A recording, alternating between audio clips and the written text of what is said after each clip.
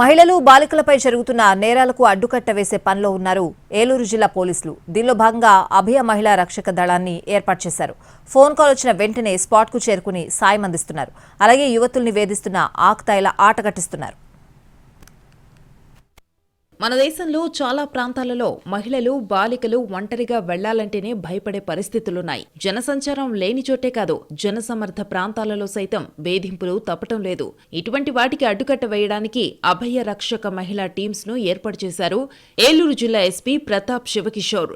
ఎక్కువగా RTC, college బస్సుల్లో ప్రయాణించే బాలికల్ని వేధిస్తుంటారు ఆకతాయిలు. అలాగే విద్య, ఉద్యోగం కోసం ఒంటరిగా వెళ్లే యువతులు, మహిళలను వెంటబడి ఇబ్బంది పెట్టడం, లైంగిక దాడులకు తెగబడుతుంటారు. ఇటువంటి వాటిని అరికట్టి మహిళలు, బాలికల్లో ఆత్మస్థైర్యాన్ని నింపే ప్రయత్నం చేస్తున్నాయి అభయ టీమ్స్. ఆపద పొంచి ఉందని భావిస్తే వెంటనే 112 నెంబర్కి ఫోన్ చేయాలని చెబుతున్నారు పోలీసులు. వెంటనే తమ సిబ్బంది స్పాట్కు చేరుకుని సాయం అందిస్తారని చెబుతున్నారు. ఈ పిల్లల మీద, మహిళల మీద, వృద్ధుల మీద జరిగే లైంగిక దాడికి సంబంధించి వాటినన్నింటినీ కూడా అరికట్టాలనే ఉద్దేశంతో మరి జిల్లా ఎస్పీ గారు ఒక టోల్ ఫ్రీ నెంబర్ మనందరికీ కూడా మరి సర్క్యులేట్ చేశారు. 9550351100 అనే నెంబర్ని.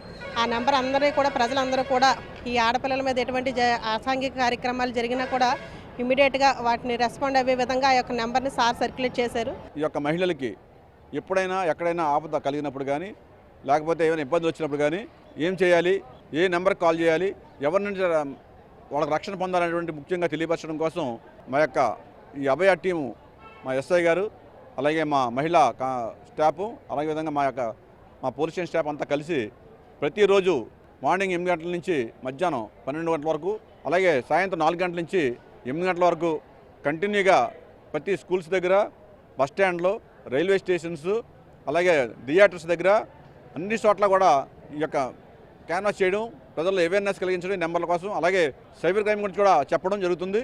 ఏలూరు జిల్లాలో అభయ సేఫ్టీ టీమ్స్ కు మంచి రెస్పాన్స్ వస్తోంది. ఆకతాయిల వేధింపులు తగ్గాయని, తాము ధైర్యంగా తిరగగలుగుతున్నామని మహిళలు, యువతులు చెబుతున్నారు.